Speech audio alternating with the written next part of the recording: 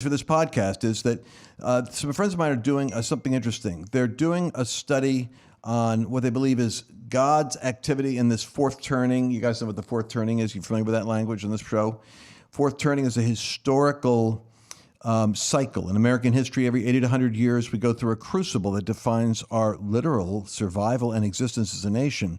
And we had that in its inception in the Revolutionary War. We had it again in the Civil War. We had it again in the Great Depression and World War II. And the writers of the Fourth Turning books, Neil and Strauss, they prognosticated back in 1998 that around 2021 to 24 we would be in our fourth turning. Yeah, and little further out. People say through 28. Well, they move it out, but I think we're in the crisis. The point is, we're in that. We're in the unraveling. For sure. And the unraveling precedes the crucible is what we call it. Anyway, these guys are doing something interesting. They are having a conference, and I thought I would do a broadcast on it because so many of our listeners need this information on implementing what God is actually doing in terms of what's happening in your city, what's happening in your nation right now.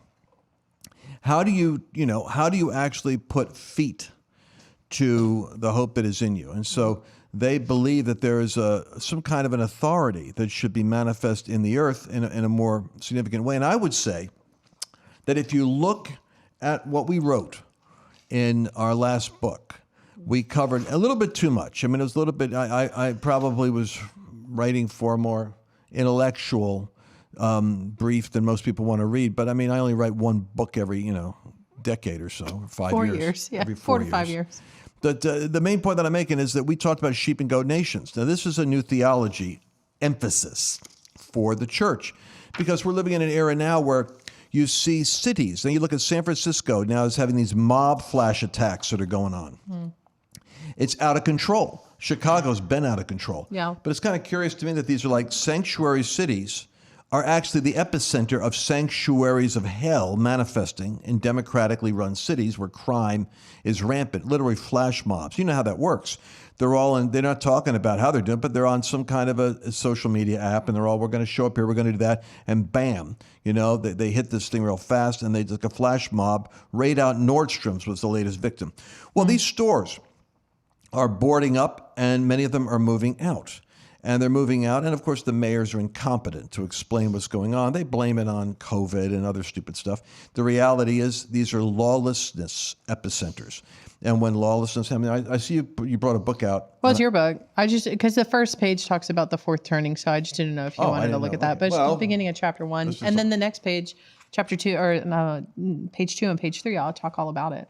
Yeah, so these turning, the first turning is always a high. That's there's these cycles of 20-year increments. So in 80 years you have 4 20-year cycles. The first turning is a high, and the baby boomers and those who are older recall America's optimism that followed victory over Japan. It was in the 60s, and the second turning is usually a consciousness awakening, and that's where the Gen Xers can recall the awareness revolution of optimism. And kind of this, the Jesus movement happened during the 60s and 70s and into the early 80s. And the third turning is the beginning of the unraveling, and that's when we start seeing, especially in the mid-80s, is evangelicals were learning to organize, but we were also watching how the left was mobilizing at a very powerful way, literally taking over academia, taking over media, taking over Hollywood,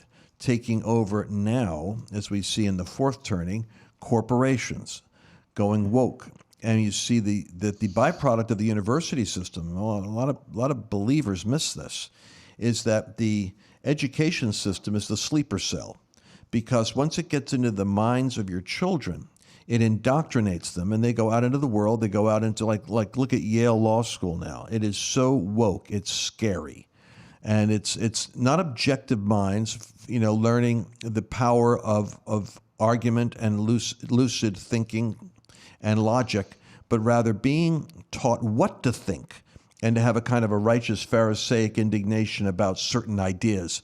And so you're watching the unraveling become the crucible as America's defining what happens when leadership gets into the White House that is hostage to people that that are intent on dismantling America as you know it, and basically, making it start over, taking it all the way to the ground, pulling down the icons of its own founding, finding the sins but not the redemption in history. Imagine any family where you do a lucid research on all the generations of sin, every affair, every act of adultery, every alcoholic, every person that had a criminal record, every person who was ever fired, everyone who committed suicide, and you just brainwash your kids on all of the sins of your ancestry. And then basically look at them and say, and you're the reason why people are suffering now. I mean, it just does a great deal for building the psychological infrastructure for building a future. The only way you can really do that properly is to say, and here's the story of overcoming. And here's how our family has dealt with these things. And here's how we've grown. And here's how we've become who we are now. We strive to be better, and we believe that you can take us to a new level. That is what education should do in history. That is not what critical race theory does. What the first model is what I gave you. So when we talk about this, I'm going to give you Isaiah 9 is the premise of what these guys are doing a conference on. And so for those of you that don't know it, I happen to have a Bible handy. Not any Bible, but the actual Bible that was used by the Apostle Paul and Jesus, the King James Version. I'm going to read it to you. Not used by them. They didn't have King James Version back then.